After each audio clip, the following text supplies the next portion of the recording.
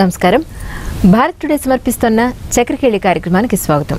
మరి నాటి మన చక్రకేళి కార్యక్రమంలో ప్రముఖ ఆధ్యాత్మికవేత్త, కవి, రచయిత అయినటువంటి డాక్టర్ ఆకళ్ళ విభీషణ్ శర్మ గారు ఉన్నారు. మరి ఆయన్ని అడిగి మన సందేహాలను నివృత్తి చేసుకుందానండి.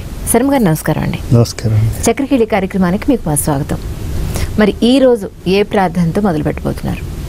సరస్వతీదేవి పలుకులమ్మ, ఆ తల్లిని మనం ప్రార్థించుకుంటే తర్వాత చక్రకేళి కార్యక్రమంలో మనం ఏవో 4 మాటలు మాట్లాడుకోవచ్చు.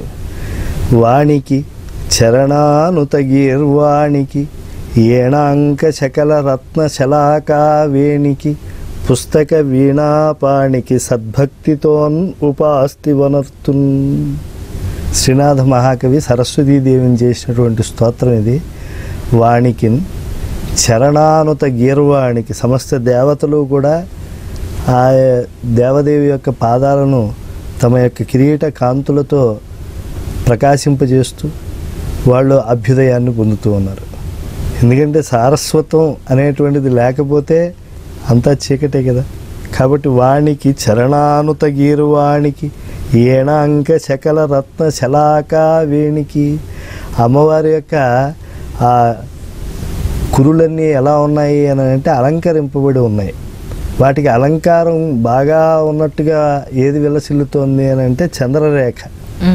మామూలుగా చంద్రుడి యొక్క సగభాగాన్ని పెట్టుకునేటువంటి దేవుడు ఒకడు ఉన్నారు. ఎవరు? శివుడు. శివుడు అంతే కదా.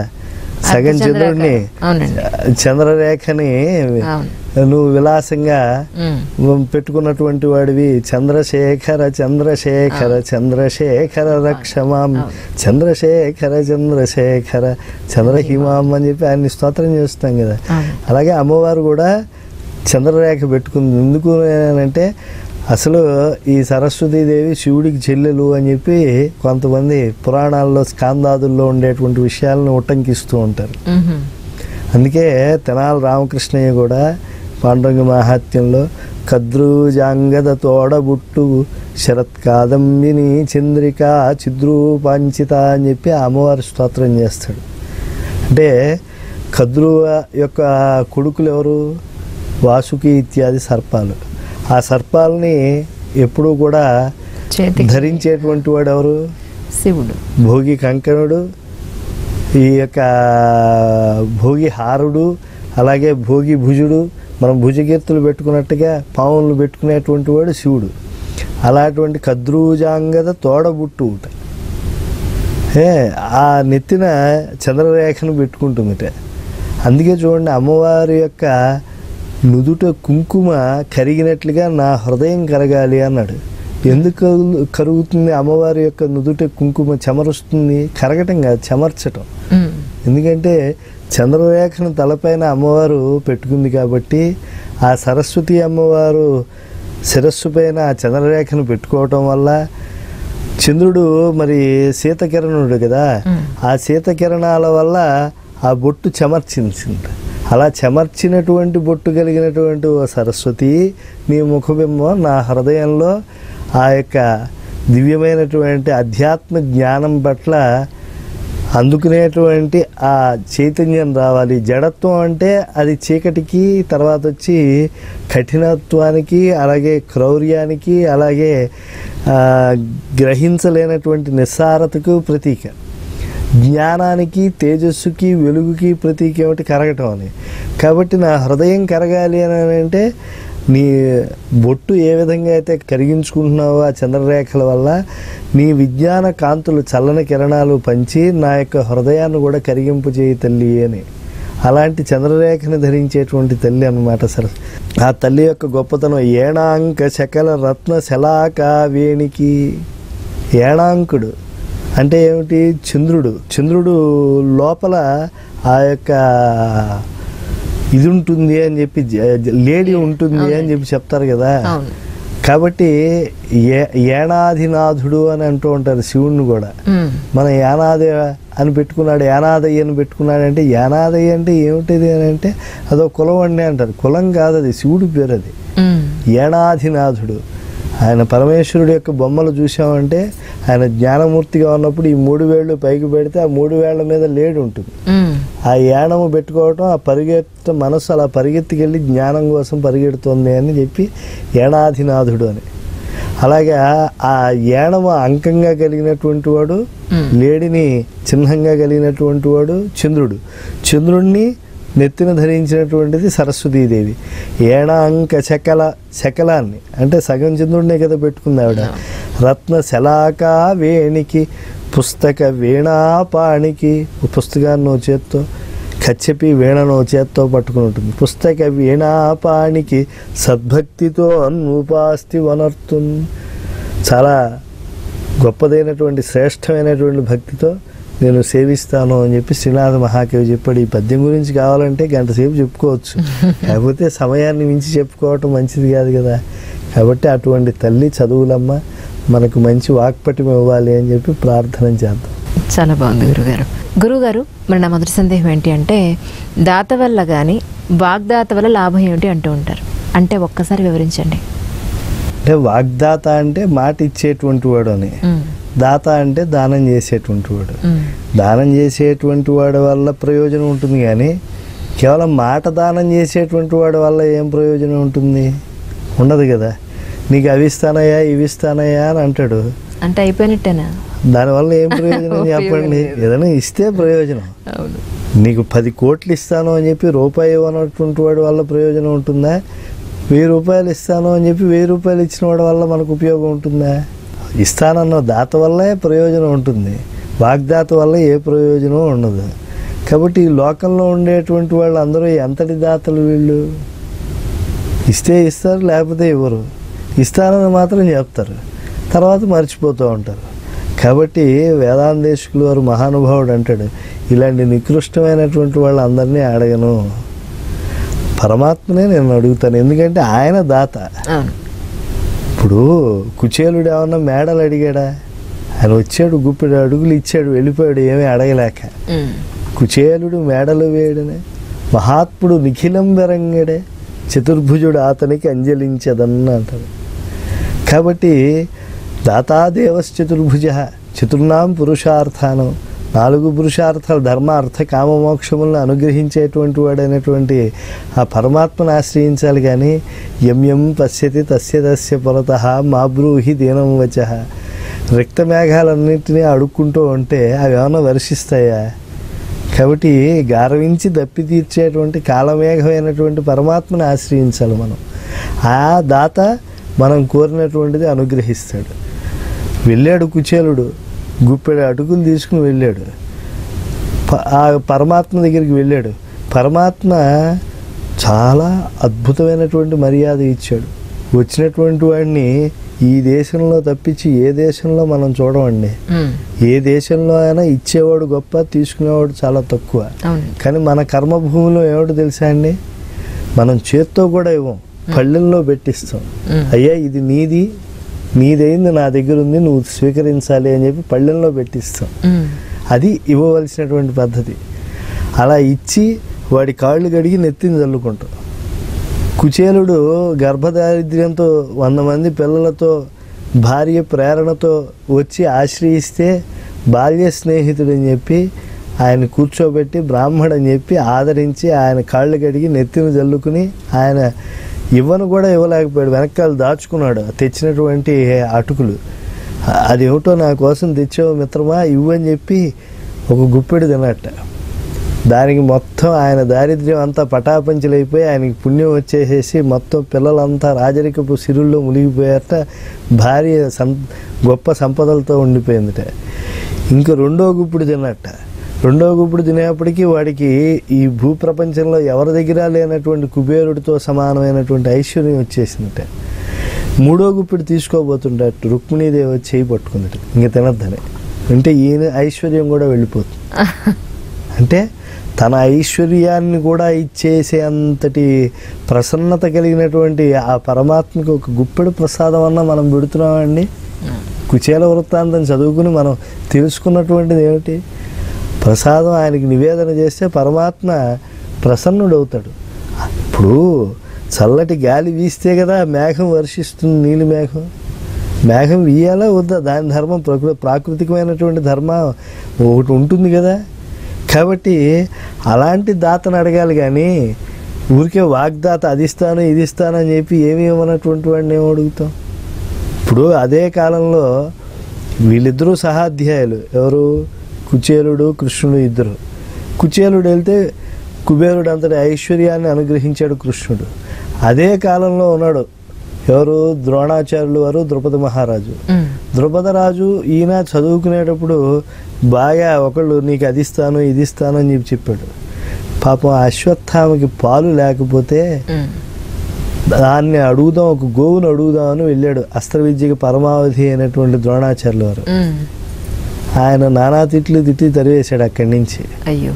ధనికునకు దరిద్రునకు తత్వవిధుడైనటువంటి వాడికి మూర్ఖునితో వరూధికి అవరూధికి కొన్ని విషయాలు కూడా కొంత బోధ కూడా చేశాడు. ఎవరికి? ద్రోణాచార్యులు వారిని కూర్చోబెట్టి ద్రుపద మహారాజు. ఎక్కడైనా బాగా సైన్యం ఉండేటువంటి వాడితో ఎవరైనా సైన్యం లేనటువంటి వాడు వెళ్ళి పోరాడచ్చా? పోరాడకూడదు కదా. అలాగే తత్వవిధుడైనటువంటి సుఖబ్రహ్మం లాంటి వాళ్ళు ఉంటారు. అలాంటి వాళ్ళు వెళ్ళి మూర్ఖుడితో వెళ్ళి స్నేహం చేయొచ్చా? చేయకూడదు.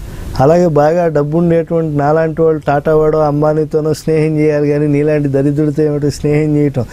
చిన్నప్పుడు ఏదో 1,00,000 మాట్లాడుకుంటాం కాబట్టి ఇప్పుడు ఏమిటి అవన్నీ అవతలకు పో అన్నట్టు.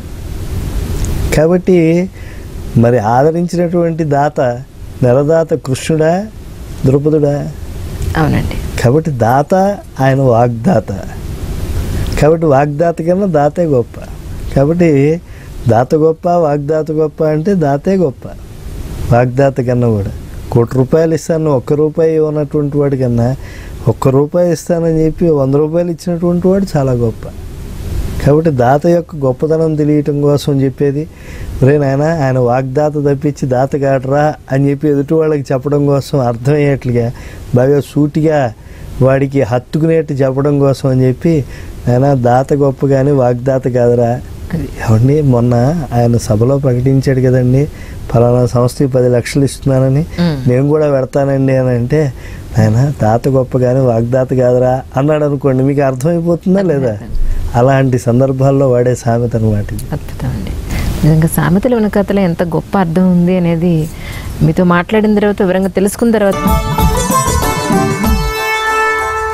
గురువుగారు, మరి నా మరో సందేహం ఏంటి అంటే, కొండల్లే వచ్చిన ఆపద కూడా మంచు వలె కరిగినట్లు అని చెప్తూ ఉంటారు. ఒక్కసారి అర్థమయ్యేలా చెప్తారా గురుగారు? మామూలుగా సందర్భాల్లో వాడుతూ ఉంటారు. ఎప్పుడైనా ఒక్కోసారి ఆపద వస్తుంది. ఆపద వచ్చినప్పుడు మానవుడు కృంగిపోతూ ఉంటాడు. కానీ ఆ ఆపద పోతుంది, శాశ్వతంగా ఉండదు కదా, పోతుంది. కొండల్లో వచ్చిన ఆపద కూడా మంచల్లా కరిగిపోయింది అని అంటే అంతది అని అనుకున్నాం మనం. అది కొండ అంత అనుకున్నాం కానీ అది మంచు కరిగిపోయినట్టుగా అది కరిగిపోయింది. అది కానీ అది వచ్చినప్పుడు మాత్రం భయం వేస్తుంది. అవునా కదా? అవునండి. అలాంటి సందర్భాల్లో చెప్పుకునేటువంటిది. ఇప్పుడు ఏదైనా కూడా వచ్చి పడిపోయింది అనుకోండి, ఒక్కసారి దుఃఖం వచ్చేస్తుంది. ఆ దుఃఖం వచ్చినప్పుడు ధైర్యంగా ఉండాలి. పక్కన ఉండేవాళ్ళు కూడా వాళ్ళకి ఆయన ఇది కరిగిపోతుందిరా, మనసల్లా కరిగిపోతుందిరా, ఇదేమీ కష్టాలు పడాల్సినటువంటి స్థితిలో నువ్వేమీ లేవు అని చెప్పి ఓదార్చాలి. ఎందుకంటే కష్టం వచ్చినప్పుడు చాలా అది పెద్ద కష్టం. ఇప్పుడు ద్వాపర యుగంలో ఆయుష్ ప్రమాణం చాలా పెద్దది, కానీ 14 ఏళ్ళు అరణ్యవాసం చేయాలి అని అనగానే పాపం ధర్మరాజుకి అక్కడికి వెళ్ళి ఎంతోమంది ధౌమ్యుడు ఇత్యాదులు అందరినీ తీసుకెళ్ళినప్పుడు అక్కడ వాళ్ళందరినీ కూడా ఆయన ఉంచుకుని అరణ్యవాసం చేస్తూ ఉంటే ఆయనకు దుఃఖం వచ్చేసింది. నేను ఇంత గొప్పవాడిని, నాకు ఇంతటి ఆపద వచ్చింది, నాలాంటి ధర్మాత్ముడికి ఇలాంటి ఆపద రావచ్చా అని చెప్పి, నా తమ్ముళ్ళు ఎంత గొప్పవాళ్ళు అయినా నాకు ఇంత కష్టం వచ్చింది అని అంటే, ఆయన కొండల్లా వచ్చిన ఆపద కూడా మంచులా కరిగిపోతుందిరా, ఏం బాధపడక్కర్లేదు, నువ్వేదో చాలా పెద్ద గొప్పవాడిని అనుకుంటున్నావు, నువ్వు ధర్మ సూక్ష్మాలు చెప్పగలవు, నిజమే. నీ తమ్ముడు భీమసేనుడు ఉన్నాడే, ఆయన మంచి వంటలు వండగలడు, మంచి గదాయుద్ధ ప్రావీణ్యం ఉంది ఆయనకి. అలాగే అర్జునుడు ఉన్నాడు, ఆయన గొప్ప ధనుర్ధారి. నకుల సహదేవులు ఉన్నారు, వాళ్ళు మంచి అశ్వహృదయం తెలిసినటువంటి వాళ్ళు. మీ 5గురికి ఈ ప్రతిభ ఉంది. కానీ నలమహారాజు ఉన్నాడు, ఎప్పుడన్నా విన్నావా? ఆ మహానుభావుడు దమయంతి మనోహరుడు ఆయన నీకన్నా బాగా జూదం ఆడగలడు ఆయన. మీ భీముడి కన్నా కూడా ఆయన వంట బాగా చేయగలడు. అందుకని నల భీమ పాకం అంటారు కానీ భీమ నల పాకం కాదు. మొదటి స్థానం ఎవరికి? నలుడికే. ఆయన మంచి గదా విద్యా ప్రావీణ్యం ఉండేటువంటి వాడు. అర్జునుడి కన్నా బాగా ఆయన చక్కగా బాణప్రహారం చేయగలిగినటువంటి దైవానుగ్రహ సంపన్నుడు, కలిపురుషుణ్ణి నిగ్రహించినటువంటి వాడు. ఆయన పేరు చెప్తే కలి నిగ్రహింపబడతాడు. అలాంటి దమయంతి మనోహరుడు ఇంకా కష్టాలు పడ్డాడు. అశ్వహృదయం ఆయనకి తెలిసినట్టుగా నకుల సహదేవులకు కూడా తెలియదు. మీ 5ంటికి ప్రతిభ ఉంటే ఆయనకి 5 విధాలైన ప్రతిభలు ఉండే ఆయనే అరణ్యాల్లో ఆకులు ఆడలు తిని మీకన్నా ఎక్కువ కష్టాలు పొందాడు ఆయన. కలిపురుషుడు పాము ఎచ్చి కరిస్తే వికృత స్వరూపుడైపోయి ఆయన చాలా దుఃఖాన్ని పొందాడు. అలాంటి కష్టాలన్నీ వీళ్ళు పొందారా? వికార రూపాలను పొందారా వీళ్ళు? అర్జునుడికి కూడా ఒక రకంగా బృహన్నల రూపం వచ్చింది అంటే అది శాపం, వరం అయింది అది. ఎందుకంటే మిగతా 4 దుర్యోధనుడు గుర్తుపట్టాడు, పాండవ మధ్యముడిని గుర్తుపట్టలేకపోయాడు. అర్జునుడు మహావీరుడు కదా. అక్కడ ఎవరో 5వ వాళ్ళు ఎవరో బృహన్నలు అన్నారు కాబట్టి వీళ్ళు అక్కడ లేరు, పాండవులు ఇంకెక్కడో ఉన్నారు, వెతకండి అన్నాడు. కాబట్టి అది వరంగా పరిణమించింది. కానీ ఇక్కడ అలా కాదు. పాపం తన భార్యకే మరొక వరుణ్ణి చూడాల్సిన పరిస్థితికి నలుడు గురయ్యాడు. కాబట్టి అలాంటి కష్ట సమయంలో ధర్మరాజుకి అరణ్యంలో ఈ నలమహారాజు కథ చెప్పారు. కాబట్టి కొండల్లో వచ్చిన ఆపద మంచల్లే కరిగిపోయినట్టుగా మనస్సులో ఆయన కష్టం పోయింది. అందుకనే ఎవరికన్నా ఆపద వస్తే వెంటనే మనం అయ్యో ఇంత ఆపద నీకు వచ్చింది కాబట్టి ఇంకా నువ్వు బతుకున్నావు, ఇంకోడైతే చచ్చిపోతాడంటే ఇప్పుడు వీడు చచ్చిపోవాలేమో అనుకుంటాడు. ఏమయ్యా నీకన్నా కష్టపడ్డ వాళ్ళు ఉన్నారయ్యా, ఆపదలు వస్తూ ఉంటే కొండల్లో వచ్చినటువంటి ఆపదలు అవి మంచల్లే కరిగిపోవాలి కాబట్టి ఏమీ నువ్వేం దుఃఖపడక్కర్లేదని ఓదార్చారు. అలా ఓదార్చేటువంటి అందమైనటువంటి సామెతను మనం గుర్తు చేసుకున్నాం. చాలా బాగుంది గురుగారు. మరి నా మరో సందేహం ఏంటి అంటే, కాపలా కుక్క ఇల్లు తనదని మురిగిందట, ఇది ఒకసారి వివరించండి. అంటే చాలా ఆశ్చర్యకరమైనది, హాస్యంగా ఉండేటువంటిది సామెత. మామూలుగా పెద్ద పెద్ద వాళ్ళు సంపన్నులు ఇంటి ముందు కుక్కని కాపలా పెట్టుకుంటూ ఉంటారు. మనం ఈరోజు చూస్తున్నాం కదా. ఈ కాపలా ఉండే కుక్క ఏమనుకుంటుంది? ఇల్లు తనదే అనుకుంటుంది. అది నవ్వా కాదా చెప్పండి? దాని కుక్కదా ఇల్లు, అది యజమానిదా? మనం కూడా ఈ ఇల్లు మనది అనుకుంటున్నాం. పరోక్షంగా ఏం గ్రహించాలి అంటే ఈ దేహం మనదే అని అనుకుంటున్నాం. ఈ దేహం ధర్మం చేయటం కోసం భగవంతుడు ఇచ్చినటువంటిది. ఇది మనదే అనుకుని మనం కూడా కాపలా కుక్క ఇల్లు తనదే అనుకుని ఎలా అయితే మురుగుతుందో మనం కూడా అలా మురుగుతున్నాం. కాబట్టి అది తప్పు అని చెప్పి పెద్దలు చెప్పినటువంటి భావంగా ఆధ్యాత్మిక పరంగా స్వీకరించవలసినటువంటి సామెతని నేను అనుకుంటున్నాను. ఎందుకంటే దేహములన్నీ దేవుని వాహనములనంగా జీవి వాని నడుపుచున్ దేహము తనదను విపరీత అహంకారమునను మదితా తెలియకుండానే మదిలో ఇది నాదే, ఈ దేహం నేనే అనుకుంటున్నాడు వీడు. ఇప్పుడు చూడండి, ఈ లోపల భగవంతుడి యొక్క చైతన్యం ఉన్నంతకాలమే జీవుడికి మనుగడ. నిన్నటి దాకా పిలవంగానే పలికినప్పుడు ఒరే కృష్ణమూర్తి అట ఓయ్ అన్నటువంటి వాడు ఈరోజు పిలిస్తే మాట్లాడకుండా అలా పడుకుని ఉన్నాడే, ఏమైపోయాడు? వాడితే కదా కృష్ణమూర్తి అని పిలిపించుకున్నటువంటి వాడిదే కదా ఆ దేహం. ఈరోజు పలకట్లేదే, నిన్న పలికాడు ఈరోజు పలకట్లేదేమిటి అంటే ఆ లోపల ఆ జీవుడు వెళ్ళిపోయాడు. అలాగే మనం ఈ దేహంతో ఉన్నాం. ఈ దేహం మంది కాదు, నా ఇల్లు, నా వాళ్ళు, నా ఆస్తి, నా బంధువులు ఇవన్నీ అనుకుంటున్నాం. మానవుడి యొక్క ఆయుష్ ప్రమాణం 100 ఏళ్ళు అని అనుకుంటున్నాం. 100 ఏళ్ళు బతుకుతున్నావా? ఎంతమంది అర్ధాయుష్కులే చనిపోవట్లేదు. ఈ క్షణం వదిలినటువంటి ఊపిరిని మళ్ళీ మనం పీల్చుకోలేకుండా ఉంటే మన జీవితం అయిపోయినట్టే కదా. కాబట్టి ఈ జీవులంతా కూడా గ్రహించవలసింది ఏమిటి అని అంటే ధర్మం చేయటం కోసం అని చెప్పి ఉత్తమమైనటువంటి దేహాన్ని ఒకదాన్ని భగవంతుడు మనకి అనుగ్రహించాడు. దీన్ని మనం ఒక విలువైనటువంటి ఆస్తిగా మనం ఉంచుకుని ఉపకరణంగా దీన్ని వాడుకుని మనం ధర్మాచరణ చేయాలి. అలా చేయనప్పుడు దీనివల్ల ఏ ప్రయోజనం లేదు అని చెప్పి చెప్పడం కోసం ఈ యొక్క సామెత వచ్చింది. మనమంతా కాపలా కుక్కలం, ఈ దేహాన్ని కాపలా కాస్తాం. కానీ ఈ దేహం ఎవరిది? భగవంతుడిది. అంటే ఇల్లు ఏమండి, కుక్క ఎందుకు కాపలా కాస్తుందండి అంటే, కుక్క ఎందుకు కాపలాస్తుంది? ఇంటి యజమాని బాగుంటే ఇల్లు నాకు అన్నం దొరుకుతుంది అని కదా దానికి. అలా ఈ దేహం బాగుంటే నాకు సుఖం లభిస్తుందని మనం అనుకుంటున్నాం అంతే, అంతకన్నా ఏమీ లేదు. ఇది మనది కాదని తెలుసు, ఏదో రోజు మనం పడిపోతామని తెలుసు. కాకపోతే ఎప్పుడు వస్తుందనేది తెలియదు కదా. పరీక్షణ్ మహారాజు కన్నా 7 రోజులు ఉంది అని తెలుసు, మనకి తెలియదు. ఈ ఆదివారం నుంచి సోమవారం లోపల ఏదో రోజు మళ్ళీ మనము పడిపోవాల్సిందే, అవునా కదా. కానీ మనం ఏమనుకుంటాం, ఈ ఏదో వారం పడిపోతామని మనకి తెలియకుండా మనం శాశ్వతం అనుకుంటూ ఉంటాం. ఆ మృత్యు వచ్చి దాని యొక్క తలుపు తట్టి అది లోపలికి వచ్చే వరకు కూడా మనం శాశ్వతంగానే మనం భావన చేస్తుంటాం. మనం కాపలా కుక్కలమే ఈ దేహానికి.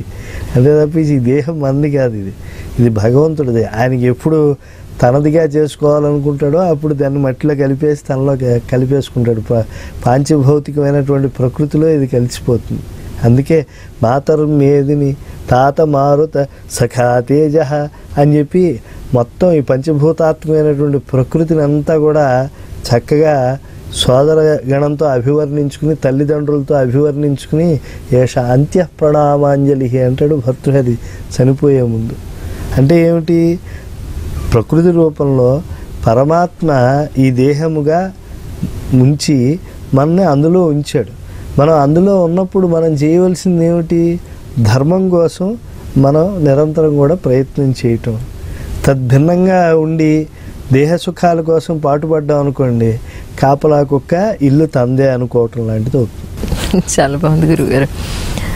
మీ విలువైన సమయాన్ని మాకు కేటాయించి మాకెన్నో విలువైన విషయాలు చెప్పారు. నిజంగా మీకు ధన్యవాదాలండి.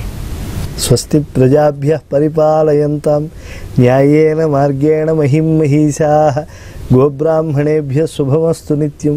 లోకా సమస్తా సుఖినో భవంతు. స్వస్తి.